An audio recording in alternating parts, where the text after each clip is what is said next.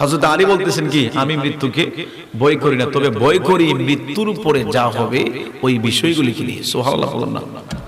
তাদের তো মৃত্যুর ভয় করার কথা দরকার ছিল না, কিন্তু কেন করলেন এটা আমাদের জন্য শিক্ষা হিসাবে রেখে গেলেন। সুবহানাল্লাহ বলুন। সম্মানিত হাজিরিন, আরে যাদবপুরের মুসলমান ভাইরা, আল্লাহ রাব্বুল আলামিন নবীর সাহাবীদেরকে জান্নাতি বানিয়ে দিয়েছেন। আমার নবীজি হযরতে আলী রাদিয়াল্লাহু তাআলা আনহুর ব্যাপারে বলেন, আনা মাদিনাতুল ইলম ওয়া আলিয়ুন বাবুহা। আমার নবী বলেন, উম্মত রে, আমি হচ্ছি ইলমের শহর, আর সেই শহরের দরজা হচ্ছে আমার আলী। জুড়ে বলেন সুবহানাল্লাহ। সে আলী রাদিয়াল্লাহু তাআলা আনহু বলেন, রাত পৃথিবীর মানুষ মৃত্যুকে ভয় করি না, কিন্তু ভয় করি যখন আমার মৃত্যু হবে আমার সঙ্গে কি হবে, কবরে আমার কি হবে, হাসরের ময়দানে মিজান আমার জন্য অপেক্ষা করতেছে, ফুলসিরাত আমার জন্য অপেক্ষা করতেছে, মরার পরে আমার সঙ্গে যা হবে ওই বিষয়গুলিকে নিয়ে আমি ভয় করি। জুড়ে বলেন সুবহানাল্লাহ।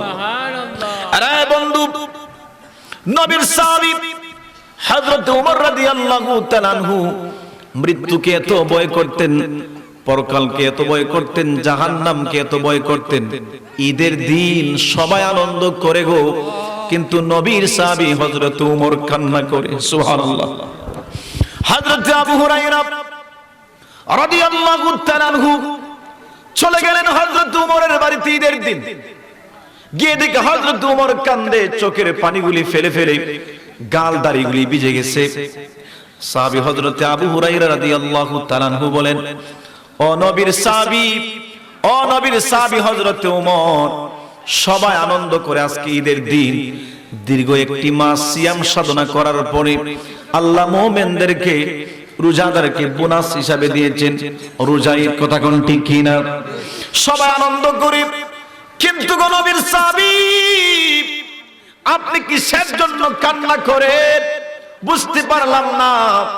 হযরত ওমর এমনি করে কেঁদে কেঁদে কান্না মাখা কণ্ঠে ডাক দিয়ে বলে, নবীর সাহাবীরা রে, ও নবীর সাহাবী আবু হুরায়রা, শোনো শোনো, একদিন নয়, দুই দিন নয়, 30টি রোজা আমি আল্লাহর খুশির জন্য রেখেছি। 30টা রোজা, এই 30টা রোজার মধ্যে জান্নাতি ঘুম তিনি আর কেউ না, তিনি হচ্ছেন হযরত ওমর। জুড়ে বলেন সুবহানাল্লাহ। ওনার এত মর্যাদা ছিল, উলামায়ে কেরাম এখানে রয়েছে, জিজ্ঞাসা করে দেখেন রে বাবা, আল্লাহর নবী বলেন, আনা খাতামুন নবিয়্যিন লা নাবিয়্যা বাদি, বলে আমি হচ্ছি শেষ নবী, আমার পরে আর কোন নবী নাই। আল্লাহ পাক বলেন, মা কানা মুহাম্মাদুন আবা আহাদিম মির রিজালিকুম ওয়ালাকির রাসূলুল্লাহি ওয়া খাতামান নাবিয়্যিন। নবী বলেন, নবী গো, আল্লাহ বলেন, নবী আপনি হচ্ছেন শেষ নবী। নবী বলেন, আনা খাতামুন নাবিয়্যিন, আমি হচ্ছি শেষ নবী, আমার পরে আর কোন নবী নাই। ও যাদবপুরের মুসলমানেরা, একটু আওয়াজ করে বলেন, আমার নবীর পরে কি আর কোন নবী আসেনি? এই আওয়াজে মানি না, আরো জোরে। কেউ যদি এখন এসে বলে নবী দাবি করে, মানবেননি? ফাট থেকে স্যান্ডেলটা কুল্লার গাল বরাবর মারবেন। রাজি আছেন তো? কারা কারা রাজি আছেন? দুই হাত তুলে আল্লাহকে দেখায় দেন। নারে তাকবীর, নারে রিসালাত, নারে গাউসিয়া, আহলে সুন্নাত ওয়াল জামাত। আল্লাহ কবুল করুক। জুড়ে বলেন আমিন। সম্মানিত হাজিরিন, নবীর পরে আর কোন নবী নাই, কিন্তু একদল খাইদানি বাইরেছে এখন, যারা নিজেকে নবী দাবি করে। আল্লাহর কসম করে বলি, নবীর পরে আর কোন নবী নাই। তবে গো, কিয়ামতের আগে একজন নবী এই পৃথিবীতে আসবেন, ওনার নাম হচ্ছে হযরতে সাইয়্যিদুনা ঈসা আলাইহিস সালাতু ওয়াস সালাম। উনি যে আসবেন নবী হইয়া না, উম্মতি মুহাম্মদী হয়ে আসবে। জুড়ে বলেন সুবহানাল্লাহ। কেন উম্মতি মুহাম্মদী হয়ে আসবে? কিতাব প্রমাণ করে, হযরত ঈসা আলাইহিস সালাতু ওয়াস সালাম আল্লাহর কাছে প্রায় সময় দোয়া করতেন, আল্লাহুম্মা জাআলনি মিন উম্মতি মুহাম্মাদিন সাল্লাল্লাহু আলাইহি ওয়াসাল্লাম। আয় আল্লাহ তাআলা, নবী না বানাইয়া যদি উম্মতি মুহাম্মদী বানাইতা কপাল ধন্য হয়ে যেত। আল্লাহ পাক দোয়া কবুল করছেন। এজন্য ঈসা নবী মরে নাই, আমার আল্লাহ ঈসা নবীরে এই জমিন থেকে উঠে আসমানে নিয়ে গেছেন।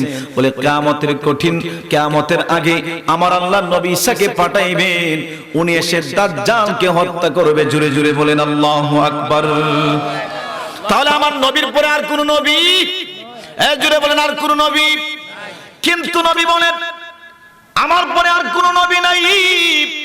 নবী হয়ে আসার যদি সম্ভাবনা থাকতো, সিস্টেম যদি থাকতো, নবুয়তের দরজা যদি আমার আল্লাহ খোলা রাখতেন, ওপেন রাখতেন, তাহলে একজনকে আমার আল্লাহ আমার পরে নবী বানাইয়া এই জমিনে পাঠাইতেন। বলে তিনি কে গো? নবী বলেন ওয়ালাউ কানা বাদি নাবিয়াল্লাহ কানা উমর। উমর উমর চিৎকার মেরে বলেন আল্লাহু আকবার। আমার পরে যদি আমার আল্লাহ কাউরে নবী বানায়া পাঠাইতেন, তাহলে উমরকে নবী বানায়া পাঠাইতেন। সুবহানাল্লাহ। সেই উমর কবরের ভয়ে কান্না করি, যে উমরের মেজাজে আমার আল্লাহ একটা নয় দুইটা নয় ৫টি আয়াত কোরআনে নাযিল করছে। আল্লাহু আকবার বলেন। সেই উমর কবরের ভয়ে কান্না করে। নবীর সাহাবী হযরত আবু হুরায়রা রাদিয়াল্লাহু তাআলা আনহু বলে, ও নবীর সাহাবী, কান্নার কোনো কারণ নাই, কেঁদে কেঁদে আর কষ্ট করবেন না। গাল ভিজানোর কোনো দরকার নাই, দাড়ি ভিজানোর আর কোনো দরকার নাই, কারণ আমি নিজে নবীর জবান মুবারকের মাধ্যমে শুনছি ও উমারু ফিল জান্নাহ, উমর হচ্ছে জান্নাতি। জুড়ে বলেন সুবহানাল্লাহ। 10 জন সাহাবীকে আমার নবীজি দুনিয়াতেই জান্নাতের সার্টিফিকেট দিয়েছেন। কয়জনকে? এর মধ্যে বিশেষ করে 4 জন হাদিস শরীফে সরাসরি উল্লেখ রয়েছে। আল্লাহর নবী বলেন ওয়ান নবী হুরায়রা রাদিয়াল্লাহু তাআলা আনহু قال قال النبي صلى الله عليه وسلم আবু বকর ফিল জান্নাহ ওয়া উমর ফিল জান্নাহ ওয়া উসমান ফিল জান্নাহ ওয়া আলী ফিল জান্নাহ। একটু জবান খুলে বলেন আল্লাহু আকবার। আল্লাহর নবী বলেন আমার আবু বকর জান্নাতি রে, আমার উমর জান্নাতি, আমার উসমান জান্নাতি, আমার আলী জান্নাতি। আল্লাহু আকবার বলেন। নবীর সাহাবী হযরত আলী রাদিয়াল্লাহু তাআলা ডাক দিয়ে বলে, ও নবীর সাহাবী, কাদার কোনো দরকার নাই, জান্নাতের সার্টিফিকেট তো পেয়ে গেলেন। আমার প্রিয় ভাইয়েরা, কিতাব সাক্ষী দেয় আগে যতটুকু কেঁদেছিলেন এই কথা শোনার পরে কান্না আরো বেড়ে গেল। সুবহানাল্লাহ। হযরত আবু হুরায়রা রাদিয়াল্লাহু তাআলা ডাক দিয়ে বলে, রে নবীর সাহাবী, জান্নাতের খবর শুনে কেন আরো কান্না বাড়িয়ে দিলা?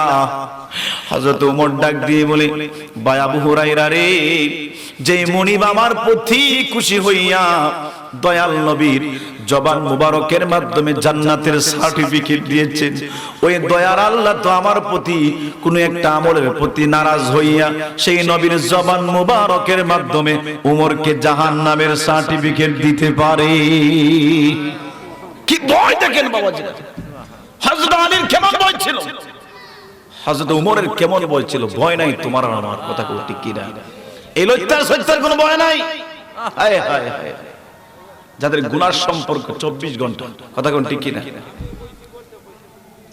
হযরত উসমান যুন নুরাইন রাদিয়াল্লাহু তাআলা আনহু, যিনি আল্লাহর হাবিবের 2 জন মেয়েকে বিবাহ করেছিলেন। জোরে বলেন সুবহানাল্লাহ। কয়জন? কয়জন? জোরে বলেন কয়জন? 2 জন, যার টাইটেল হচ্ছে জিন্নুরাইন, 2 নূরের অধিকারী। জোরে বলেন সুবহানাল্লাহ। আজকে কবরের কোনো ভয় নাই, মরণের কোনো ভয় নাই। ভাইরে ভাই, মরণ এমন একটা কঠিন বিষয়, এমন একটা কঠিন সাবজেক্ট। রাসূল বলেন, মরণ যার ভালো হয়ে যায় গোটা পরকাল তার জন্য ভালো হয়ে যায়। কবর যার ভালো হয়ে যায় গোটা পরকাল তার জন্য ভালো হয়ে যায়। সুবহানাল্লাহ পড়ুন। আহা, না জানি রে ভাই, মালাকুল মাউত কার সঙ্গে কোন ব্যবহার করে। হযরত মুসা আলাইহিস সালাতু ওয়াস সালামকে ওনার ইন্তেকালের পরে আল্লাহ পাক জিজ্ঞাসা করেছিলেন, মুসা, মৃত্যুর যন্ত্রণাটা কেমন?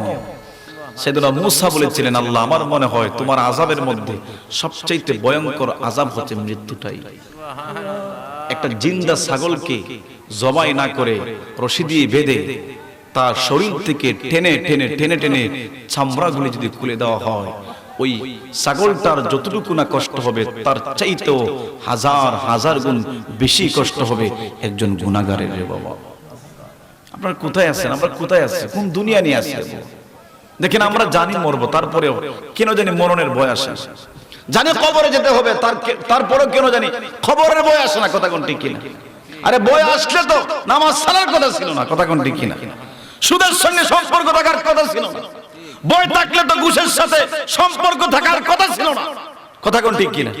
কিন্তু আমাদের সম্পর্ক তো নামাজের সাথে নাই, আমাদের সম্পর্ক সুদের সাথে, ঘুষের সাথে, বাটপারি, সিডারি। কথা কোন ঠিক কিনা?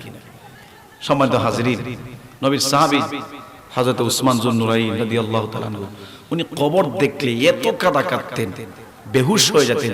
ছোট বাচ্চারা যেভাবে কাঁদে ওইভাবে ফুফায় ফুফায় কাঁদতেন। সুবহানাল্লাহ। নবীর সাহাবীরা জিজ্ঞাসা করতেন, ও নবীর সাহাবী উসমান, এত কেন কাঁদেন? নবীর সামনে বসে বসে আলোচনা শুনেন, এত কাঁদতে দেখি নাই। মসজিদে যান, এত কাঁদতে দেখি নাই। মুনাজাত ধরেন, এত কাঁদতে দেখি না। কিন্তু কবর দেখলে কেন এত কাঁদেন? কেঁদে কেঁদে সমস্ত দাড়িগুলি ভিজিয়ে ফেলেন। নবীর সাহাবীকে জানতে চাই। হযরত উসমান যুন নুরাইন রাদিয়াল্লাহু তাআলা আনহু বলেন, শোনো, আমার নবী বলেছেন এই কবর হচ্ছে আখিরাতের প্রথম মঞ্জিল। এই কবর হচ্ছে আখিরাতের প্রথম স্টেশন, প্রথম ঘাঁটি। রাসূল বলেছেন যে এই কবরে মুক্তি পেয়ে যাবে, তার জন্য পরকালের প্রত্যেকটা ঘাঁটি সহজ হয়ে যাবে। সুবহানাল্লাহ। কবর যার জন্য সহজ হয়ে যাবে, মিজান তার জন্য সহজ হয়ে যাবে, ফুল সিরাত তার জন্য সহজ হয়ে যাবে। হাসতে হাসতে আল্লাহর তৈরি জান্নাত তাকে উপহার হিসেবে দেওয়া হবে। জুড়ে বলেন সুবহানাল্লাহ। তো আমি তো দুদিন আগে পরে এই কবরের বাসিন্দা হব, না জানি কি হবে আমার সঙ্গে। কবর নিয়ে আমার জন্য সহজ হবে, কবর নিয়ে আমার সাথে ভালো ব্যবহার করবে, এই জন্য কবর দেখলে আমি কান্না করি। জুড়ে বলেন সুবহানাল্লাহ। অথচ কত বড় দরজার সাহাবী, রাসূল বলছেন জিন নুরাইন। আল্লাহু আকবার। সম্মানিত হাজিরিন, ইবনে মাজাহ শরীফের হাদিস, আল্লাহর নবী বলেন আদম থেকে ঈসা নবী সকল নবীদের সঙ্গে জান্নাতে একজন সাথী থাকবেন। সুবহানাল্লাহ পড়ুন। লিকুল্লি নাবিয়্যিন রাফিকুন ফিল জান্নাতি। আদম থেকে ঈসা নবী সকল নবীদের সঙ্গে জান্নাতে একজন সাথী থাকবেন। আল্লাহর নবী বলেন, আরে পৃথিবীর মানুষরা শুনো, জান্নাতে আমার সঙ্গে কে গো সাথী হয়ে থাকবে? আমার নবী বলেন, ওয়া রাফিকি ফিহা উসমান ইবনে আফফান। জুড়ে জুড়ে বলেন সুবহানাল্লাহ। জান্নাতে যিনি আমার সঙ্গে সাথী হয়ে থাকবে তিনি আর কেউ না, তিনি হচ্ছেন হযরতে উসমান। জুড়ে বলেন সুবহানাল্লাহ। বলেন আমার প্যারা মুস্তাফা নবী সাল্লাল্লাহু আলাইহি, আমার প্যারা মুস্তাফা নবী শাফায়াতের কান্ডারি, শাফায়াতের মদিনা ওয়ালা ইয়া মুহাম্মদ মুস্তাফা নবী, লা ইয়া মুহাম্মদ মুস্তাফা নবী।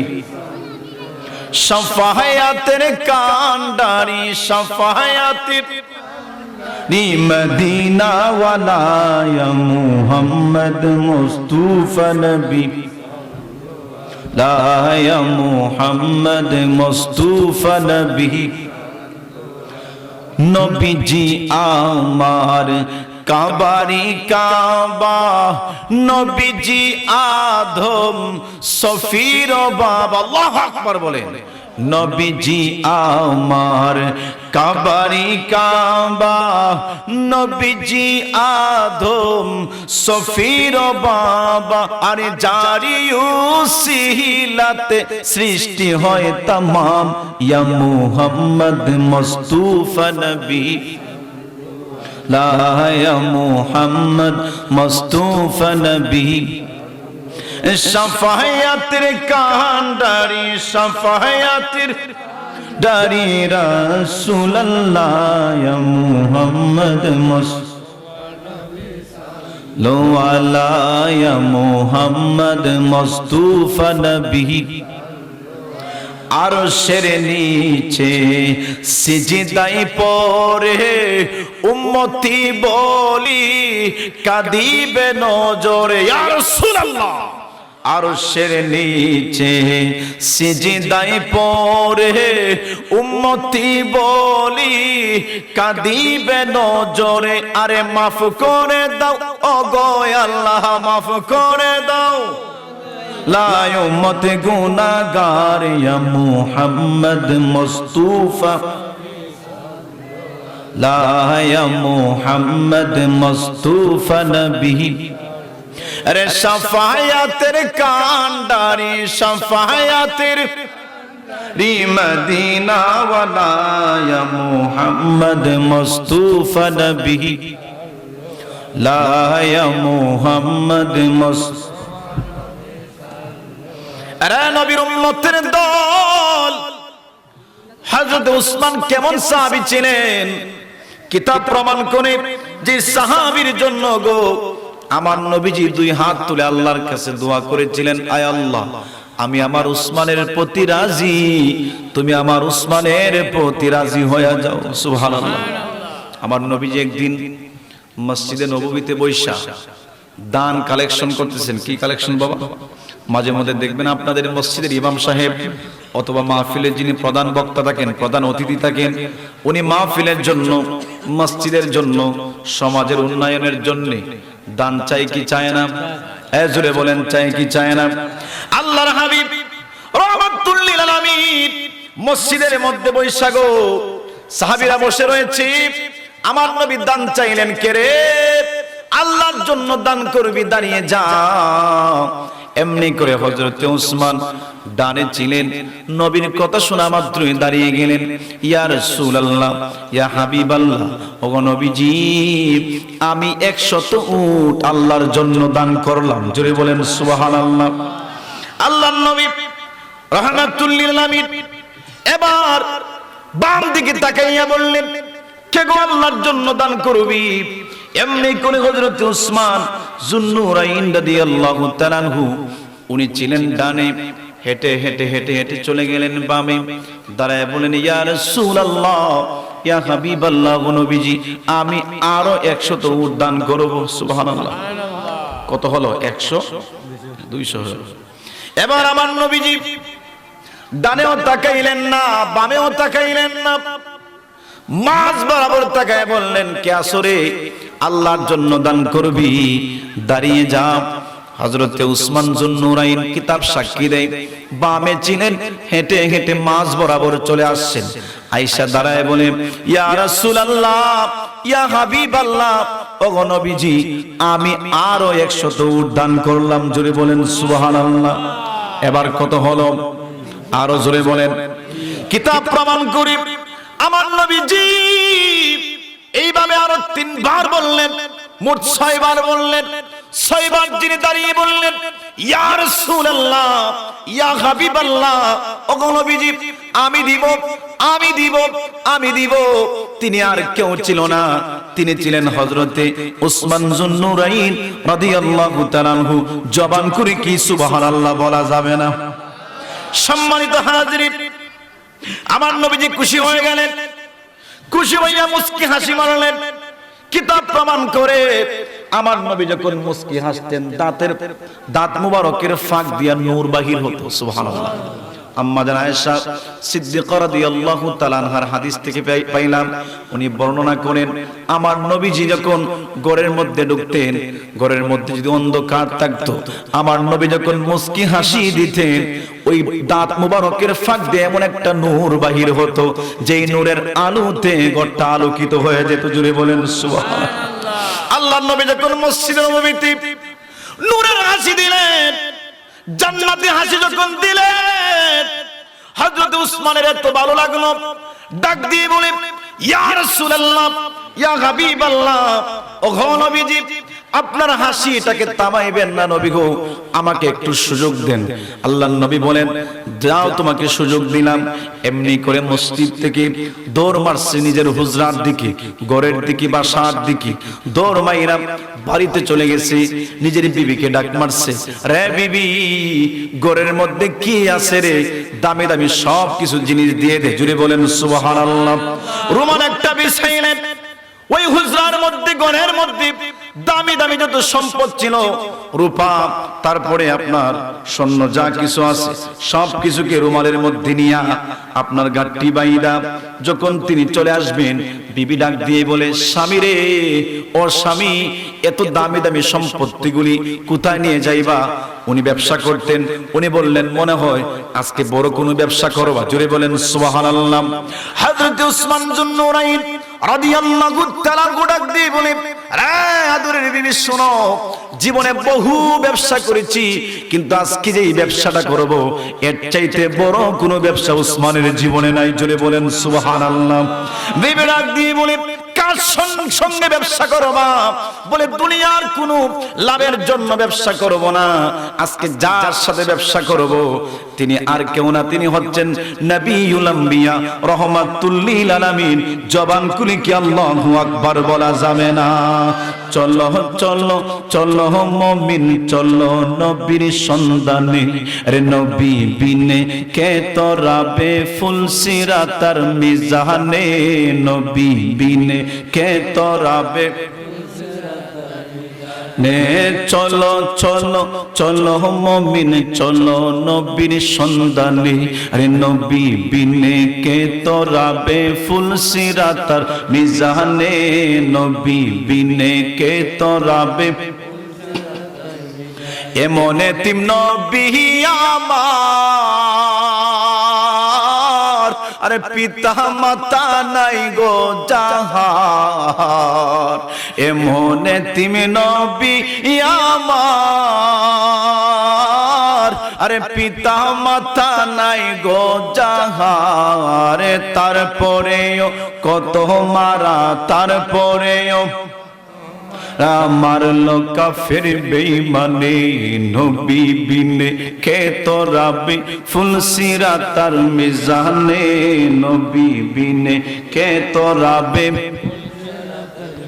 আনে চলো চলো চলো মুমিন চলো নবীর সন্ধানে, চলো চলো মুমিন চলো নবীর সন্ধানে, আরে নবী বিনে কে তরাবে ফুলসিরাতার মিজানে, নবী বিনে। নবী আমার দিনের লাগি, আরে কত কষ্ট করেন তিনি, নবী আমার দিনের লাগি, আরে কত কষ্ট করেন তিনি। দান দান শহীদ করিলেন, দান দান শহীদ করিলেন উহুদের ময়দানে, নবী বিনে কে তরাবে ফুলসিরাতার, এ নবী বিনে কে তরাবে। আরে বন্ধু, সমস্ত সম্পত্তিগুলি কিনিয়া নবীর কদমে নিয়ে আপনার ঢেলে দিল। আল্লাহর নবী তাকে অবাক হয়ে গেলেন উসমানের এই হালত দেখা। আমার নবীজি এক হাতের মধ্যে স্বর্ণ নিলেন, আরেক হাতের মধ্যে রূপা নিলেন। জুড়ে বলেন সুবহানাল্লাহ। উপস্থিত সাহাবীদের সামনে আমার নবীজি ওইভাবে গো আকাশের দিকে সম্পত্তিগুলিকে তুলে ধরছে। জুড়ে বলেন সুবহানাল্লাহ। এমনি করে আমার নবীজি ডাক দিয়ে বলে, আল্লাহ, আমি আমার উসমানের প্রতি রাজি হয়ে গেলাম, তুমিও আমার উসমানের প্রতি খুশি হয়ে যাও। জুড়ে বলেন সুবহানাল্লাহ। ওই উসমান কবরের ভয়ে কান্দে, তোমার আমার ভয় নাই। কথা কোন ঠিক কিনা? জান্নাতের সার্টিফিকেট পাইছি না, নবী বলতেছে আমি খুশি, সুবহানাল্লাহ বলুন না। তারপরে আমি রাজি, আল্লাহ তুমি রাজি হয়ে যাও। যার ব্যাপারে আমার নবী দোয়া করে, ওই দোয়া কি খালি হাতে আসতে পারে নাকি? এই জোরে বলে আসতে পারে? আহা, হযরত আবু হুরায়রা রাদিয়াল্লাহু তাআলা আনহু একবার মার ব্যাপারে নবীর কাছে দোয়া চাইলেন। সুবহানাল্লাহ বলুন। নবীর কাছে কেন আসে, কেন তিনি ইসলাম ধর্ম গ্রহণ করলেন, কালিমা কেন পড়লেন, এই জন্য মা তারে বকাবকি করে। একবার গেছে নবীর দরবার থেকে, যাওয়ার পরে যখন বলছে আমি নবীর দরবার থেকে আসছি, মা রাগান্বিত হয়ে মারছে। কি করছে? মারছে। আর বলছে তুই আমার বাড়িতে আর আসিস না, যা, ঘর থেকে বিদায় করে দিলাম, বাহির করে দিলাম। তো হযরত আবু হুরায়রা নবীর দরবারে চলে গেলেন, যে বলেন ইয়া রাসূলুল্লাহ, আমি আজকে একটা বিষয় নিয়ে আসছি। বলে কি বিষয়? বলে হুজুর, আমি যে আপনার দরবারে আসি, আমি যে আপনার হাতে কালিমা পড়ে মুসলমান হয়েছি, ইয়া রাসূলুল্লাহ, এটা আমার আম্মা সহ্য করতে পারে না। নবী বলেন, তো আমি কি করব? আমি নবী মার বিচার করতে পারবো না। যদি বলেন সুবহানাল্লাহ। হযরত আবু হুরায়রা রাদিয়াল্লাহু তাআলা আনহু বলেন, হুজুর বিচার করতে হবে না, আমার মার জন্য একটু দোয়া করেন না। সুবহানাল্লাহ। আপনার দোয়া তো আমার বিশ্বাস খালি হাতে কি ফিরতে পারে না, কারণ সাহাবীদের এই আকীদা ছিল। আমরা যারা সুন্নি মুসলমান, আহলুস সুন্নাহ ওয়াল জামাতের আকীদায় বিশ্বাসী, আমরাও বিশ্বাস করি নবীর দোয়া খালি হাতে ফিরতে পারে। জুড়ে বলেন পারে। সাহাবী বলে, হুজুর একটু দোয়া করেন না, কারণ সাহাবীর অন্তরে এই আকীদা ছিল, বিশ্বাস ছিল, নবী যদি দোয়া করে এই দোয়া খালি হাতে ফিরতে পারে। রাসূল বলেন, যাও দোয়া করে দিলাম। নবী আমার হেদায়েতের দোয়া করলেন। একদিকে আমার নবী যে হাত তুললেন, আর অন্যদিকে সাহাবী দৌড় মারছে। সুবহানাল্লাহ। নবী একদিকে কি দোয়া করলেন মার জন্য, করতেছেন, হাত এখনো লামায় নাই, আর অন্যদিকে সাহাবী দৌড় মারছে। সুবহানাল্লাহ। সম্মানিত হাজিরিন, অনেক সাহাবীরা হযরত আবু হুরায়রা রাদিয়াল্লাহু তাআলা আনহু এই দৌড় দেখলেন, এত দ্রুত গতিতে তিনি দৌড়াচ্ছেন। সাহাবীরা ডাক দিয়ে বলে, ওরে আবু হুরায়রা, জীবনে কত দৌড় দেখলাম, কিন্তু এত দ্রুত গতিতে তোমাকে দৌড়াইতে দেখি নাই। জোরে বলেন সুবহানাল্লাহ। হযরত আবু হুরায়রা রাদিয়াল্লাহু তাআলা আনহু ডাক দিয়ে বলে, রে নবীর সাহাবীরা, জানুনি কেন আমি এত দ্রুতগামীতে দৌড়াইতেছি? আমার নবীজি দোয়া করলেন আমার মার জন্য। আমি দেখতে চাই আমি আগে দৌড়াইয়া ঘরে যাই কিনা, না আমার নবীর দোয়া আগে আমার ঘরে পৌঁছে যায়। জোরে বলেন সুবহানাল্লাহ। সম্মানিত হাজিরিন, কিতাব প্রমাণ করে গো, যখন হযরত আবু হুরায়রা রাদিয়াল্লাহু তাআলা আনহু ঘরের মধ্যে চলে গেছে, অন্যদিন নবীর দরবার থেকে গেলে মা বকাবকি করত, মারত, বিভিন্ন রকমের টর্চার করত, ঘর থেকে বাহির করে দিত, খানা দিত না। কিন্তু আজকে দেখা যায় ভিন্ন দৃশ্য। ঘরে যাওয়া মাত্রই ডাক দিয়ে বলে, বাবা রে, ও বাবা, তোমাকে আমি মারছি, তোমারে আমি বকা দিছি, গালি দিছি, বিভিন্ন টর্চার করছি, তুমি আমারে মাফ কইরা দিও। তুমি যার দরবারে যাও, উনি তো সাধারণ কেউ না, উনি তো হাবিবুল্লাহ রাসূলুল্লাহ। জুড়ে বলেন সুবহানাল্লাহ। না আর থাকতে চাই না রে বাবা, আমাকে তুমি ক্ষমা করে দাও, আর দেরি করিস না, তোমার সঙ্গে আমি মানে নিয়ে নবীর কদমে চলে যাও। আমি আর একটা মুহূর্ত সহ্য করতে পারতেছি না।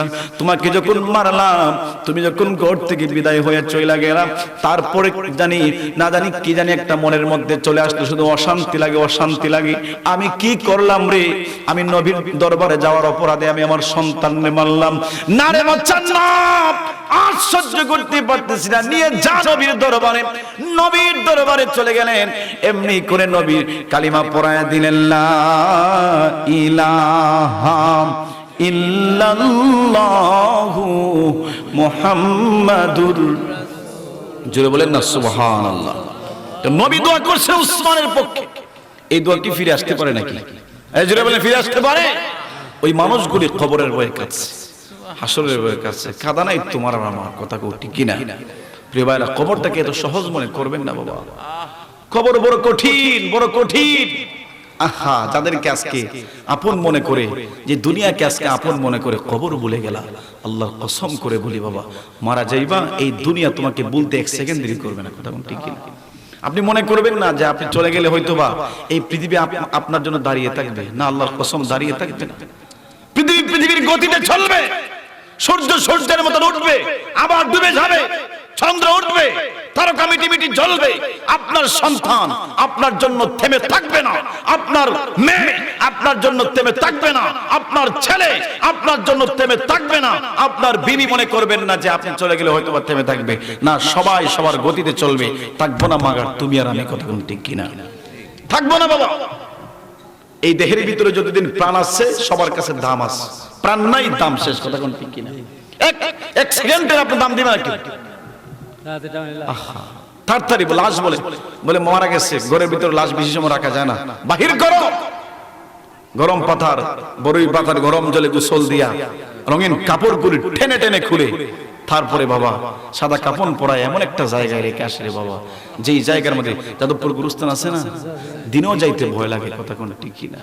এখানে একা একা রেখে চলে আসবে আমাদেরকে। আহা, যে বিবির সঙ্গে 50 বছর ঘুমাইলেন, ওই বিবিকে যদি বলা হয় তোর স্বামী তো আজকে এই কবর কেমনে থাকবে, জানালা নাই, দরজা নাই, আলো নাই, বাতাস নাই, সাথী নাই, একটা রাত পাহারা দেশ না, দিবে রে বাবা? এই দিবে? এটাই হচ্ছে দুনিয়া। কিন্তু এই দুনিয়াকে আমরা আপন বানাইছি, আল্লাহকে পর বানাইছি, রসুলকে পর বানাইছি। কথা কোনো ঠিক কিনা? যেন কবরকে তো সহজ মনে করবেন না। আল্লাহর রসুল বলেন যে কবরকে সহজ মনে করতেছেন, এই কবর প্রতিদিন আমাদেরকে সকাল সন্ধ্যা কিছু কথা বলে ডাকে। আমাদের কান আছে, আমরা শুনি না। কান আছে কিন্তু কি না, শুনি না। কবর আমাদেরকে ডাকে আর বলে আনা বাইতুল ওয়াহদা, আমি হচ্ছে একাকিত্বের ঘর। বলেন তো যাদবপুরে কেউ মারা গেলে বন্ধু হিসাবে কেউ কি ঘরে যায় নাকি? জোরে বলেন যায়? তো কবর এই কথাই বলে আমি তো একাকিত্বের ঘর। আরে দুনিয়াতে যদি আপনার ভালো না লাগে, কত মানুষ আড্ডা দেওয়ার জন্য পাওয়া যায়। কথা কোন ঠিক কিনা? যাদবপুর বাজার আছে কিনা আমি জানি না, যদি তাকে বা অন্য কোনো জায়গা থাকে, বাজারে গেলে তো মানুষের অভাব নাই। কথা কোন ঠিক কিনা? আমরা তো আজাইরা মানুষ। মাঝে মধ্যে দেখবেন, আমি রমজানে দেখি একবার একদল মানুষ তাস খেলতেছে। কি খেলতেছে? রোজাও রাখছে, আবার তাসও খেলতেছে। আমি প্রশ্ন করলাম, রমজান মাস, পবিত্র মাস, তোমরা তাস কেন খেলতেছো? বলে হুজুর সময় তো যায় না, সময় যাওয়ার জন্য এই জন্য তাস খেলতেছি। নাউজুবিল্লাহ পড়তেন না? আমরা কত বড় কফাল উপরে একটু চিন্তা করেন। সময় যায় না এই জন্য তাস খেয়ে বেছে নিয়েছে, তসবিহ বাঁচতে পারছে না। কথা কোন ঠিক কিনা? তসবিহটাকে বেছে নিতে পারছে না, কোরআন তেলাওয়াত কি বেছে নিতে পারছে না, তাস বেছে নিচ্ছে, সময় হাঁটা বেরলে বলে নাউজুবিল্লাহ। এই হচ্ছে আমরা মুসলমান। কথা কোন ঠিক কিনা? তো প্রিয় ভাইরা, এই পৃথিবীতে সময় কাটানোর জন্য বহু মানুষ আপনি পাইবেন, একাকিত্ব দূর করার জন্য বহু মানুষ আপনি পাইবেন, কিন্তু কবরে কাউকে ইচ্ছা করলে পাওয়া যাবে? কবরে এই কথাটা প্রতিদিন বলে, কিন্তু আমাদের কান আছে, আমরা শুনি না। আনা বাইতুল ওয়াহদা, আমি হচ্ছে একাকিত্বের ঘর। তারপরে কবর বলে শোনো, আমি হচ্ছে আনা বাইতুত তুরাব, মাটির ঘর। আমার নিচেও মাটি, ডানেও মাটি, বামেও মাটি। আমরা যাদেরকে কবর দিয়ে রাখি ভাই, ওই কবরে কি আমরা ফাঁকা করে দেই, টাইলস লাগাই দেই? না ভাই, মাটির ঘর। কোটিপতি যেই ঘরে থাকবে, একজন মিসকিন ফকিরও সেই ঘরে থাকবে। কথা কোন ঠিক কিনা? তো কবর বলে আমি হচ্ছি আনা বাইতুত তুরাব, মাটির ঘর। এই মাটির ঘরকে যদি নূরের ঘরে রূপান্তরিত করতে চাও, ঈমান আমল ঠিক কইরা আমার কাছে আইসো। জোরে বলেন সুবহানাল্লাহ। সম্মানিত হাজিরিন, দিলটাকে নরম করে দেন। আল্লাহর নবী বলেন এই কবরটাকে তো সহজ মনে করিও না। এই কবরে যখন তুমি আমি মাইয়িতকে রাখি, কিতাব সাক্ষী দেয় গো, ওই মাইয়িতকে যখন আমরা রাখি, যখন কবরের মধ্যে রাইকে আস্তে আস্তে বাঁশগুলি দেই, আল্লাহর নবী বলেন ওই কবরওয়ালা মাইয়িতটা এত জোরে জোরে চিৎকার মারে, এত জোরে জোরে চিৎকার মারে।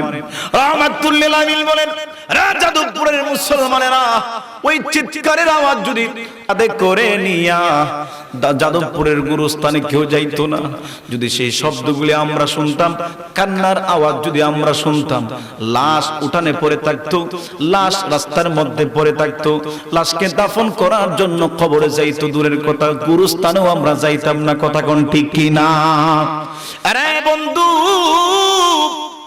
কবর এমন একটা জায়গা গো, এই কবরের প্রথম রাত না জানি গো তোমার আমার সঙ্গে কেমন হবে। আল্লাহর নবী বলেন যাদবপুরের মুসলমানেরা যখন কোন মুসলমান মারা গেলে তারা যখন কবরের মধ্যে রাখে, তাকে যখন দাফন কাফন করাইয়া তারপরে যখন 40 কদম দূরে চলে আসে, বাবা কত কদম? 40 কদম দূরে যখন চলে আসে, আল্লাহর নবী বলেন ওয়াতুআদু রূহুহু ফি জাসাদিহি ওয়া ইয়াতিহি মালাকানি ফায়াকুলানি। আল্লাহর নবী বলেন তার দেহের মধ্যে আবার রূহটাকে ফিরায় দেওয়া হয়, রূহটাকে আবার ফিরায় দেওয়া হয়। দুইজন ফেরেশতা কবরের মধ্যে চলে আসে, দুইজন ফেরেশতা চলে আসে, আমরা জানি মুনকার নাকির। দুইজন ফেরেশতা কবরের মধ্যে চলে আসে, আয়েশা ওই মাইয়িতকে কবরের মধ্যে বসায়, ফাইজলিসানিহি কবরের মধ্যে বসায়, বসাইয়া ফায়াকুলানি তাকে প্রশ্ন শুরু করে দেয়। একটু জবান খুলে বলবেন কবরের প্রশ্ন কয়টা? আর জোরে বলেন কয়টা? আল্লাহর নবী বলেন রাত পৃথিবীর মানুষেরা শোনো, 1 নাম্বার প্রশ্ন হচ্ছে মার রাব্বুকা, তোমার রবকে। যাদবপুরের মুসলমানেরা একটু আওয়াজ দিয়ে বলেন আমাদের রবকে। আর জোরে বলেন রবকে। আল্লাহর কসম করে বলি, যাদবপুরের মুসলমানেরা যদি রবের সঙ্গে প্রেমের কানেকশন না লাগাইয়া, প্রেমের সম্পর্ক না কইরা, রবকে যদি কেউ খুশি না কইরা যদি আপনি কবরে চলে যান, আমার নবী বলেন যখন প্রশ্ন করা হবে মার রব্বুকা, তোমার রব কে, ওই সময় আপনি বলবেন হা হা লা আদরি, আমি চিনি না জানি না আমার রব কে। তাকবীর, নারায়ে তাকবীর, নারায়ে রিসালাত, আহলে সুন্নাত ওয়াল জামাত, সভাপতি সাহেবের আগমন এই মাহফিলের পক্ষ থেকে, এই মাহফিলের পক্ষ থেকে নারায়ে তাকবীর, নারায়ে রিসালাত, আহলে সুন্নাত ওয়াল জামাত। আল্লাহ কবুল করুক, জোরে বলেন আমিন। আরে বাগে যদি তাকে তোমার যাইবা সোনার মদিনায়, আল্লাহুম্মা সাল্লি আলা মাশাআল্লাহ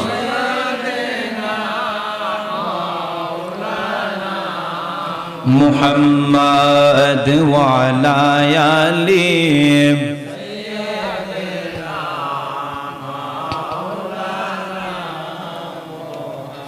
আরে বন্ধু, বলছিলাম যদি রবের সঙ্গে প্রেমের কানেকশন না কইরা, রবকে যদি খুশি না কইরা কবরের মধ্যে চলে যান, তাহলে ফেরেশতা যখন প্রশ্ন করবে মার রব্বুকা, তোমার রবকে, এখন যেইভাবে সুন্দর করে উত্তর দিচ্ছেন আল্লাহ, আল্লাহর কসম করে বলি ওই সময় আপনার স্মরণ থাকবে না, বলবেন হা হা লা আদরি, আমার কিছুই স্মরণ নাই, আমার রবকে আমার কিছুই স্মরণ নাই।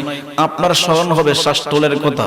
মুয়াজ্জিন সাহেব যখন 5 ওয়াক্ত নামাজের সময় হয়ে গেছে, মধুর কণ্ঠে গো আজান দিছে, আল্লাহু আকবার, আল্লাহু আকবার, আশহাদু আল্লা ইলাহা ইল্লাল্লাহ, আশহাদু আন্না মুহাম্মাদুর রাসূলুল্লাহ।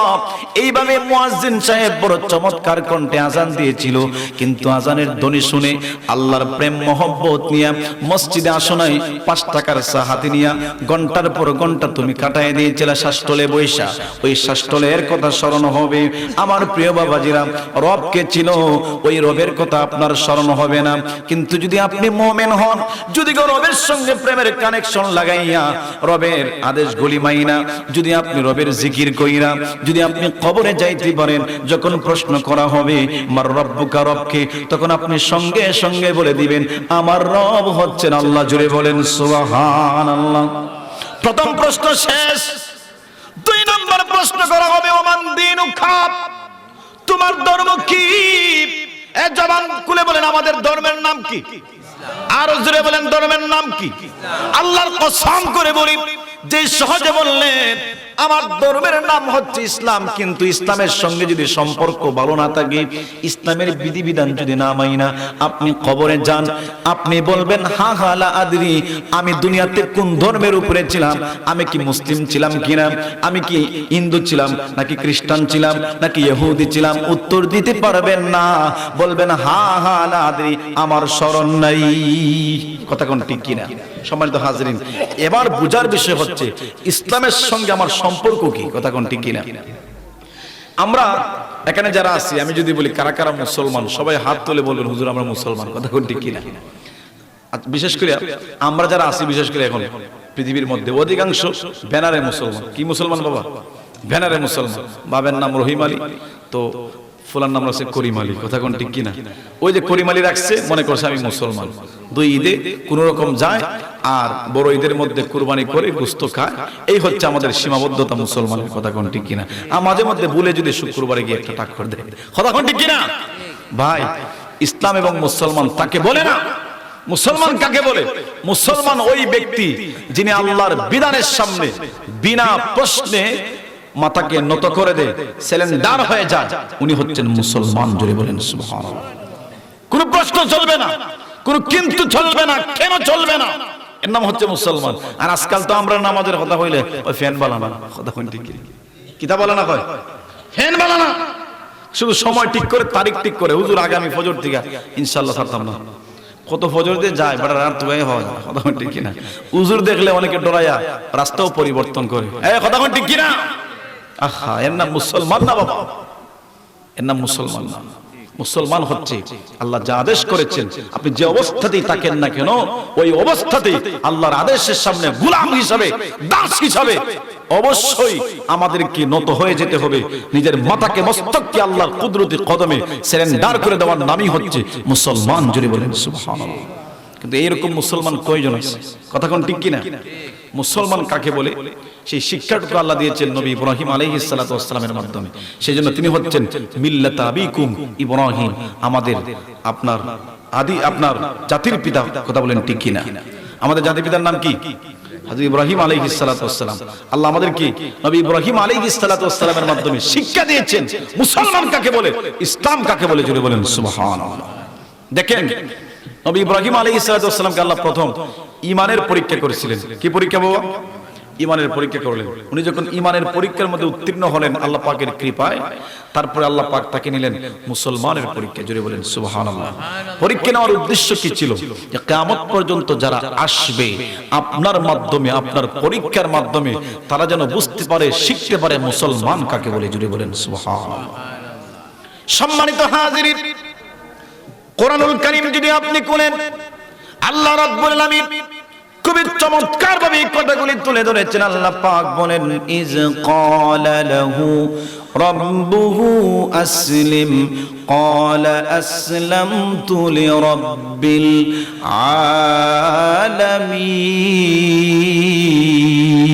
আলামিন। আল্লাহ রাব্বুল আলামিন বললেন, রে ইব্রাহিম তুমি আসলিম হও। আসলিম মানে আত্মসমর্পণ করো। আল্লাহু আকবার। মুসলমানের একটা অর্থ হচ্ছে আল্লাহর বিধানের সামনে আত্মসমর্পণ করা।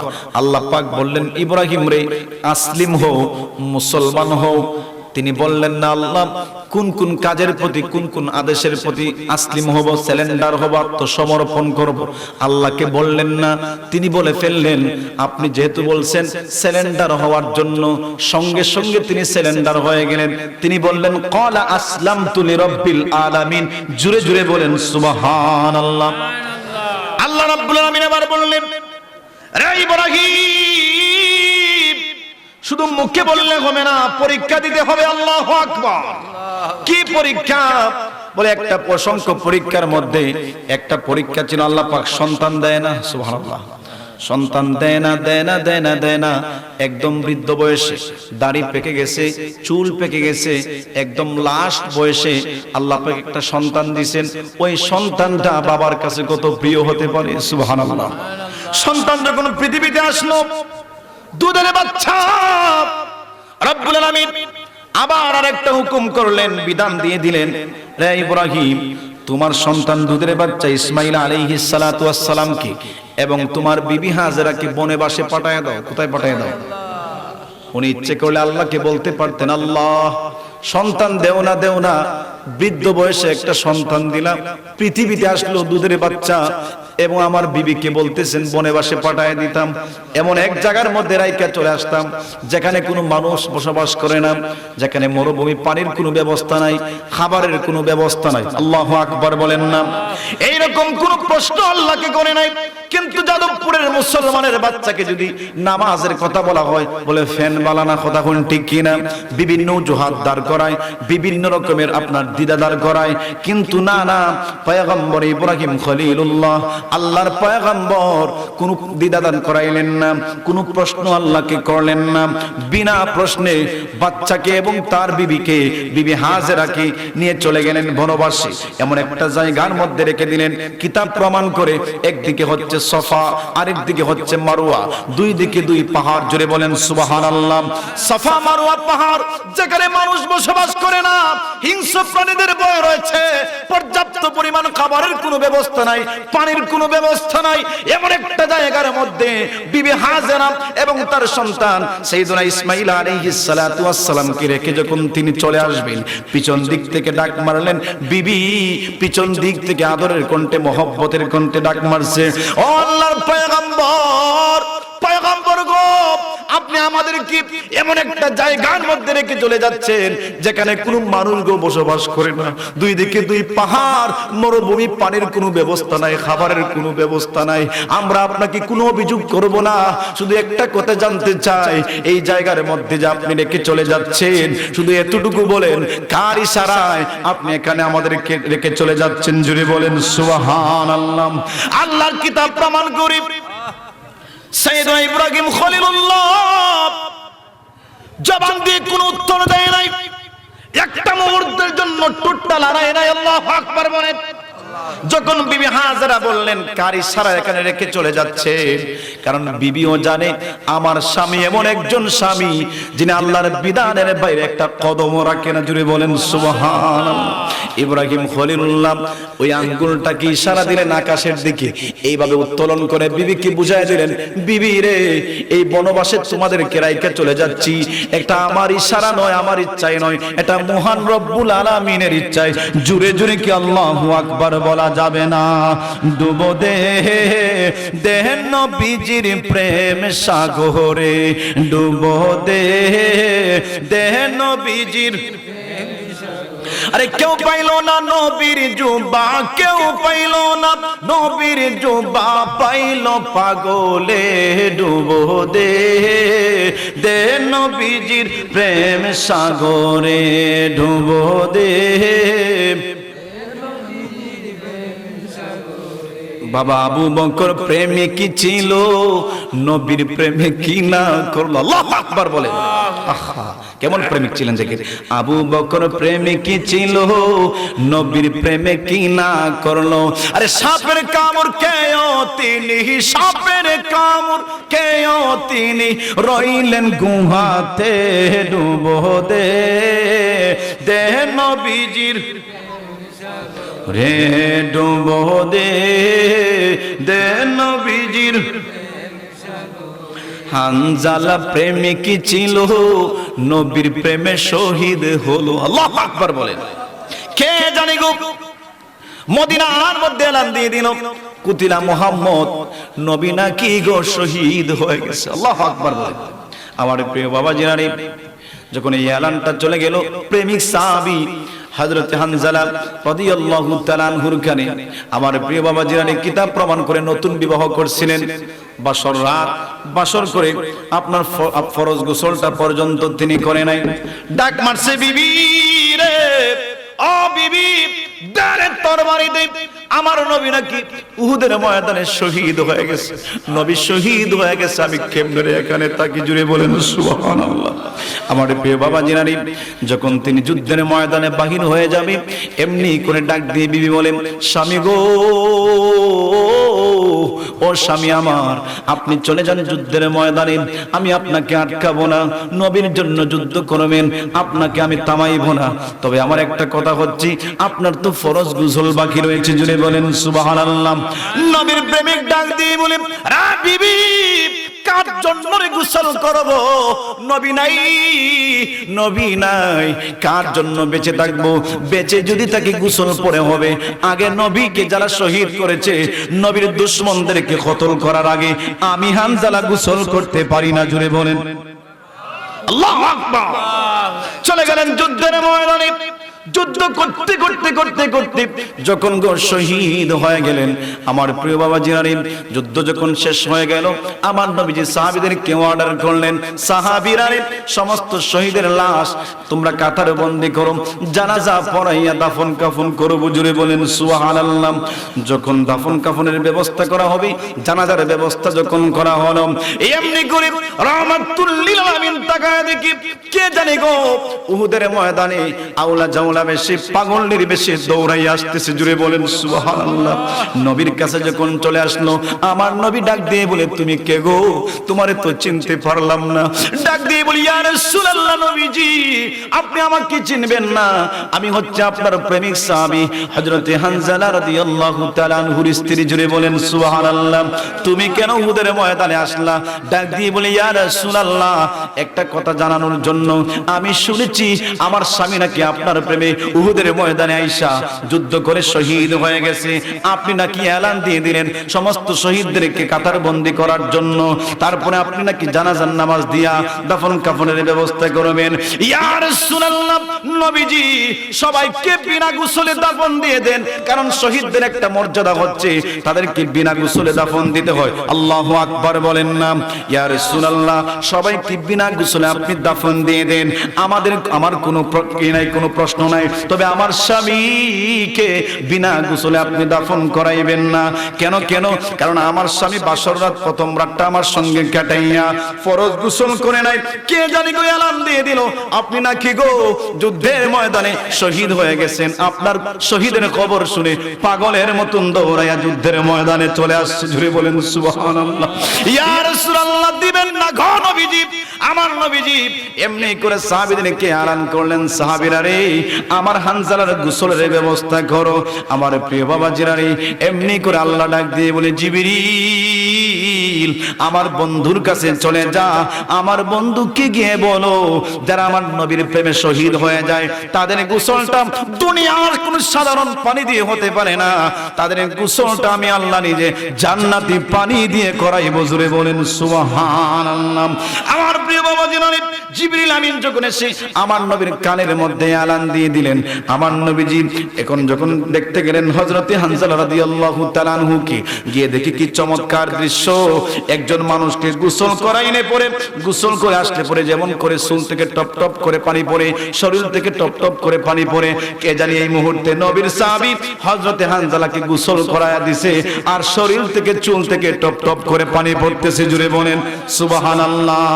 হানজালা প্রেমিক ছিল, নবীর প্রেমে শহীদ হলো, আরে গোসল করাইলো তারে, গোসল রে ফেরেশতার দোলে ডুবো দে নবীজির রে ডুবো দে নবীজির।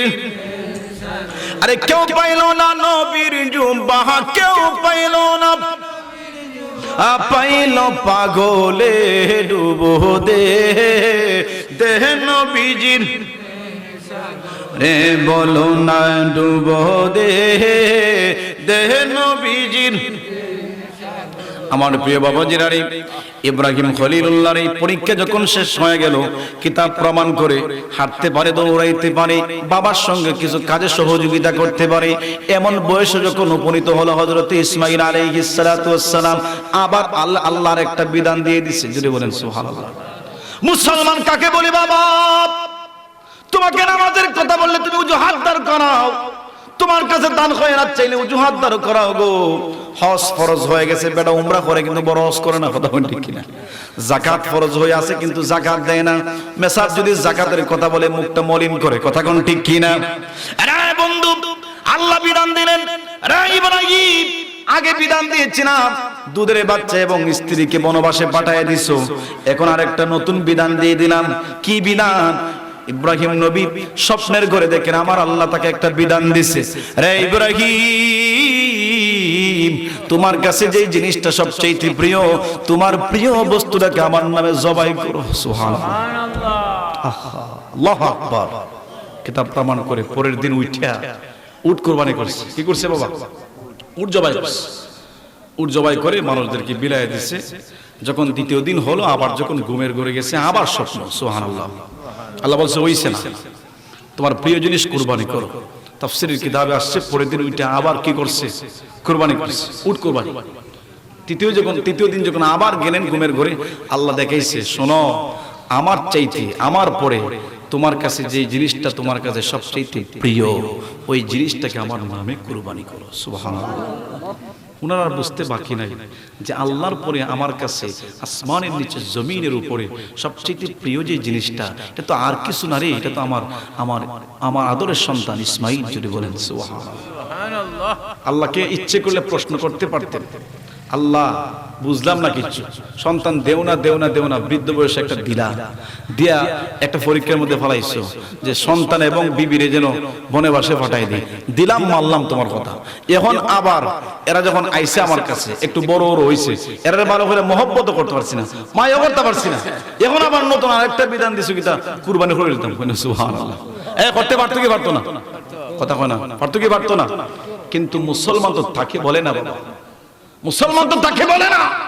মুসলমান হচ্ছে আল্লাহ যা আদেশ করবে, এটা ভালো হোক খারাপ হোক, আল্লাহর আদেশের সামনে নিজের মাথাকে নষ্ট করে দেওয়ার নামই হচ্ছে মুসলমান। কথা কোন ঠিক কিনা?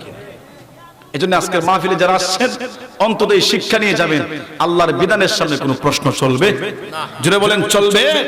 যদি তুলেন প্রশ্ন, কেন যদি বলেন আল্লাহ পাক বলেন আমার জমিন ছেড়ে দিয়ে তারপরে বলো ইয়া মাশারাল জিন্নি ওয়াল ইনসি ইন ইসতাতাতুম আন তানফুযু মিন আকতারিস সামাওয়াতি ওয়াল আরদি ফানফুযু লা তানফুযুনা ইল্লা বিসুলতান। জুড়ে বলেন সুবহানাল্লাহ। আল্লাহ বলেন যদি প্রশ্ন তুলো, কেন তুমি আমাকে নামাজ দিলা, কেন যাকাত দিব, কেন হজ আদায় করব, যদি কেন প্রশ্ন করো আমার জমিন ছেড়ে দাও, আল্লাহু আকবার বলেন। এখন যদি আল্লাহর কথা আমরা রাগ করে কই ঠিক আছে আপনার জমিন ছেড়ে দিব, যদি যাদবপুর থেকে রাগ করে অভিগঞ্জে জানি অভিগঞ্জটা হার এক কথা কই না, যদি কই না বাংলাদেশটা ছেড়ে দিব যেমন সৌদি আরব, সৌদি হার, যদি বলেন হার, এই জমিন কার? আল্লাহর কথা কোন ঠিক কিনা? যেহেতু আমরা জমিন ছেড়ে কোন জায়গায় যাইতেও পারবো না, অতএব আল্লাহর বিধান না মাইনা আমরা কোনো উপায়। কেন প্রশ্ন করলেই আপনি আল্লাহর সঙ্গে নাফরমানি করলেন? কথা কোন ঠিক কিনা? সম্মানিত হাজেন, কোনো প্রশ্ন নাই। উনি ওনার সন্তানদেরকে ডাক মারছে, সুবহানাল্লাহ পড়ুন। সন্তানকে ডাক দিচ্ছে, ডাক দিয়ে বলতেছে ইয়া বুনাইয়া ইন্নী আরা ফিল মানাম আন্নী আযবাহুকা ফানজুর মাজা তারা। জুড়ে বলেন সুবহানাল্লাহ। তিনি বললেন বাবা, আল্লাহ আমাকে একটা স্বপ্নে দেখাইছে। বলে কি স্বপ্ন? বলে আমি যেন তোমার গলায় ছুরি চালাই। সুবহানাল্লাহ পড়ুন। সুবহানাল্লাহ। বাবা রে, আমি যে তোমার ডাকছি এটা কোন কারণে জানো নি? বলে এটা কোন কারণ? আমি তোমার কাছ থেকে অন্তত তোমার যে জবাই করে লইব, তুমি মনে মনে ভাবতে পারো বাপ আমার উপরে কেড়ে জুলুম করলো, নির্যাতন করলো, কেড়ে আমার জবাই করে লইছে, আমি কেড়ে তোমার জবাই করবো, এটা জানাইবার লেগে আমি তোমার ডাকছি। আচ্ছা, তারপরে তোমার আমি জিজ্ঞাসা করতে চাই, আমি যদি তোমার জবাই করি, আল্লাহর হুকুম যদি মানতে যাই, তোমার গলার মধ্যে ছুরি চালাই দিই, তোমার মতামতটা কি? দেখো না। সুবহানাল্লাহ। সম্মানিত হাজিরিন, কিতাব প্রমাণ করি বাপ কা বেটা যেমন বাপ তেমন বেটা। আল্লাহু আকবার বলেন। ডাক দিয়ে বলে সাতাজিদুনি ইনশাআল্লাহু মিনাস সাবিরিন। আল্লাহু আকবার। ডাক দিয়ে বললেন বাবারে, আল্লাহ আপনারে যে আদেশ করছে গো বাবা, আপনি আপনার কাজ করেন, আল্লাহর বিধান আপনি পালন করুন, ইনশাআল্লাহ এই কাজ করতে যাইয়া আপনি আমাকে ধৈর্যশীলদের মধ্যে একজন পাবেন। যেমন বাপ তেমন বেটা। বাপ যেমন আল্লাহর জন্য পাগল, ছেলেও আল্লাহর জন্য পাগল। আজকে মা বাপ নিজেই গো মোবাইল দেখে টেলিভিশন দেখে 2টার পরে ঘুমায়, তাহলে তো ছেলে ফজরের পরে ঘুমাইবই। কথা বলেন ঠিক কিনা? আগের যুগে দেখলাম আজ থেকে 10 বছর 20 বছর 15 বছর আগে আমরা যখন ছোট ছিলাম, তখন আমরা যখন মক্তবে যাইতাম, আমরা দেখতাম আমাদের মা বোনরা প্রত্যেকটা ঘর থেকে কোরআন তেলাওয়াতের ধ্বনি আসতো। তখন ঠিক কি না? আমার প্রিয় বাবাজিরা নেই, মা বোনেরা কোরআন তেলাওয়াত না করে চুলার মধ্যে আগুন দিত না, মা বোনেরা কোরআন তেলাওয়াত না করে রাতের বেলা ঘুমের ঘরে যাইতো না। কথা কোন ঠিক কি না? কিন্তু আজকাল কোন ডিজিটাল মা বাপ হয়ে গেল, টিভি দেখতে দেখতে দেখতে দেখতে 3টার পরে ঘুমায়। কিসের ফজরের নামাজ? কথা কোন ঠিক কিনা? মা বাপ নিজেই ফজরের নামাজ পড়ে না, সন্তান কেমনে ফজরের নামাজ পড়বে? কথা কোন ঠিক কিনা? মা বাপ ঘুমায় 3টার পরে, তো সন্তান তো উঠবে 12টার পরে। কথা কোন ঠিক কিনা? সম্মানিত হাজিরিন, যেমন বাপ তেমন ছেলে। ডাক দিয়ে বলে বাপ টেনশনের কোনো দরকার নাই, আপনি আপনার কাজ শুরু করেন, ইনশাআল্লাহ আপনি আমাকে ধৈর্যশীলদের মধ্যে একজন পাবেন। আল্লাহর কোরআন প্রমাণ করে ফালাম্মা আসলামা, আসলামা তাসনিয়ার শিখা, পিতা পুত্র উভয় আত্মসমর্পণ করলো। একজন জবাই করার জন্য পাগল, আরেকজন জবাই হওয়ার জন্য পাগল। জুড়ে বলেন সুবহানাল্লাহ। ছুরি যখন গলার মধ্যে ধরছে, ছুরির তল থেকে হযরত ইসমাঈল আলাইহিস সালাতু ওয়াস সালাম আব্বাকে মায়ার কণ্ঠে একটা ডাক মারছে। জুড়ে বলেন সুবহানাল্লাহ। ডাক মারছে, আব্বারে, ও আব্বা, তুমি তো আমাকে জবাই করে ফেলবা, তবে গো আব্বা, জবাই করার আগে আমার কয়েকটা কথা। বলে কি কথা? বলে এক নম্বরে তুমি আমাকে যে জবাই করবা, তোমার চোখগুলা বাইদা আমারে জবাই করবা। জুড়ে বলেন সুবহানাল্লাহ। আল্লাহর খলিল ডাক দিয়ে বলে, বাবারে, কেন আমার চোখগুলি বাইদা তোমাকে জবাই করব? এমনি করে ইসমাইল ডাক দিয়ে বলে, আব্বা, আল্লাহ আপনার সন্তান দেয় না গো। কাঁদতে কাঁদতে দোয়া করতে করতে শেষ বয়সে একটা সন্তান আল্লাহ পাক দিয়েছেন। আমি জানি আপনি আমারে কতটুকু মায়া করেন, মহব্বত করেন, আপনি আমারে কতটুকু ভালোবাসেন। আমি জানি, আমি এটাও জানি, আপনি যদি আমাকে দেখে দেখে আমার গলার মধ্যে ছুরি চালান, আমার চোখের মধ্যে যখন আপনার চোখ পড়ে যাবে, আমার চেহারার মধ্যে যখন আপনার চোখটা পড়ে যাবে, নজর পড়ে যাবে, আব্বা, মায়ার কারণে জবে করতে একটু লেট হয়ে যাবে, বিলম্ব হয়ে যাবে। যদি লেট হয়ে যায়, বিলম্ব হয়ে যায়, আরশে আজিমের মালিক তো নারাজ হয়ে যাবে। আরশে আজিমের মালিক বাপ বেটার উপরে নারাজ হবে। এটা আমি ইসমাইল মানতে পারি না। জুড়ে বলেন সুবহানাল্লাহ, আল্লাহু আকবার। ডাক দিয়ে বলে, আব্বা, না না না, দেখে দেখে কুরবানি চলবে না, চোখগুলি বাইদা তারপরে গলার মধ্যে ছুরি চালাইবা গো আব্বা। কারণ যদি দেখেন মায়া লাগতে পারে, মায়া লাগলে কাজ করতে লেট হবে, জবে করতে লেট হয়ে যাবে। লেট যদি হয়ে যায়, আল্লাহ নারাজ হবে। সুবহানাল্লাহ, আল্লাহু আকবার। 2 নম্বর শর্ত হচ্ছে, বাবা, জবাই করার আগে আমার হাত পাগুলি বেঁধে দিবেন। বলে কেন রে সন্তান বাঁধবো? কারণ মৃত্যুর যন্ত্রণা বড় কঠিন। আপনি যখন আমার গলার মধ্যে ছুরি চালাইবেন, তখন আমার হাত পাগুলি নড়বে, আমার পাগুলি নড়বে। আব্বা গো, এই পাগুলি আপনার গায়ের মধ্যে লাগতে পারে, আপনার হাতের মধ্যে লাগতে পারে। যদি আপনার হাতের মধ্যে লাগে, ছুরি চালাইতে আপনার অসুবিধা হবে। যদি অসুবিধা হয়, তাহলে জবাই করতে আপনার সমস্যা হবে, লেট হয়ে যাবে, বিলম্ব হয়ে যাবে। আপনি যদি লেট করেন, আমার বেয়াদবির কারণে বাপ বেটার উপরে যদি আরশে আজিমের মালিক নারাজ হয়ে যায়, এটা আমি ইসমাইল কোনদিন মানতে পারবো না। আল্লাহু আকবার। কেমন প্রেমিক! আহা, এর নাম হচ্ছে মুসলমান। এর নাম কি বাবা? মুসলমান। শুধু ব্যানারে লিখলেন মুসলমান, মজলিসে গেলেন বললাম মুসলমান, কে শুধু হাত তুললেন, এর নাম কি না? মুসলমান না। এই জন্য রব্বুল আমিন কোরআনের বিভিন্ন জায়গায় ঈমানদারকে বলছেন, ইয়া আইয়ুহাল্লাযীনা আমানু দুখুলু ফিস সিলমি কাফা, ও ঈমানদারেরা পরিপূর্ণভাবে ইসলামের মধ্যে প্রবেশ করো। জোরে বলেন সুবহানাল্লাহ। আল্লাহ কোরআনের প্রায় জায়গায় বলেছেন, ইয়া আইয়ুহাল্লাযীনা আমানু, হয়ে যাবে সন্তান, বাবার হাতে সন্তান জবে করা। জুড়ে বলেন সুবহানাল্লাহ। না রে জিবরিল, না না, আমি আল্লাহ এটা চাই না, জলদি করে চলে যান। জিবরিল আমিন জান্নাত থেকে একটা দুম্বা নিয়ে চলে গেলেন। নিয়া ইব্রাহিম আলাইহিস সালাতু ওয়াস সালামের ছুরির তল থেকে সন্তান ইসমাঈলকে সরাইয়া ছুরির তলে দুম্বা দইরা দিলেন। জুরে জুরে কি আল্লাহু আকবার বলা যাবে না? আল্লাহর কোরআনের প্রমাণ, আল্লাহ পাক নবী ইব্রাহিমকে ডাক মারছে, ওয়ানা দাইনাহু আইয়া ইব্রাহিম قد صدقت الرؤيا إنا كذلك نجزي المحسنين। আল্লাহ ডাক মারছে, হে ইব্রাহিম, قد صدقت الرؤيا, তুমি তোমার স্বপ্নকে সত্যতে রূপান্তরিত করছো। আল্লাহু আকবার বলেন। এর নাম হচ্ছে কি? মুসলমানের নাম কি বাবা? মুসলমান। যদি পরিপূর্ণ মুসলমান হয়ে কবরে যেতে পারেন, যখন প্রশ্ন করবে, ওই যে কবরের প্রশ্ন শোনা আছে আপনাদের, ওমান দীনুকা, ধর্ম কি? তখন আমরা বলবো দীনিয়া ইসলাম, আমার ধর্ম হচ্ছে ইসলাম। যদি বলেন সুবহানাল্লাহ। এবার 3 নম্বর প্রশ্ন, ফাইনাল প্রশ্ন। কোন কোন বর্ণনার মধ্যে আসছে বাকি না হয়, নবীর সঙ্গে যদি প্রেমের কানেকশন না থাকে। এখন তো নবীর সঙ্গে আমাদের প্রেমের কানেকশন নাই, কথা কোন ঠিক কিনা? প্রেমের কানেকশন থাকলে কি আর যাদবপুরে দুগুলা মানুষ, এই কথা কোন ঠিক কিনা? যেখানে নবীর প্রেমের বিন বাজে, সেখানে তো মানুষ ঘুমিয়ে থাকতে পারে না, কথা কোন ঠিক কিনা? যারা আসছেন আমার দিল জানি কেন সাক্ষী দিচ্ছে আপনারাই প্রকৃতপক্ষে আশিকের রাসূল, কথা কোন ঠিক কি না? সম্মানিত হাজিরিন, নবীর সঙ্গে আমাদের প্রেমের কানেকশন ভালো না, নবীর আদর্শ আমাদের মধ্যে নাই।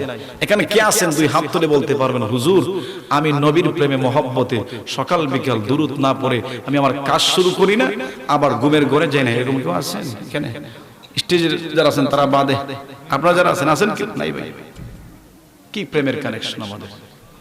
ফজরের নামাজের পরে ফজর নামাজেই পড়ি না, আর দুরূদ পড়বো কেমনে, কথা কোন ঠিক কিনা?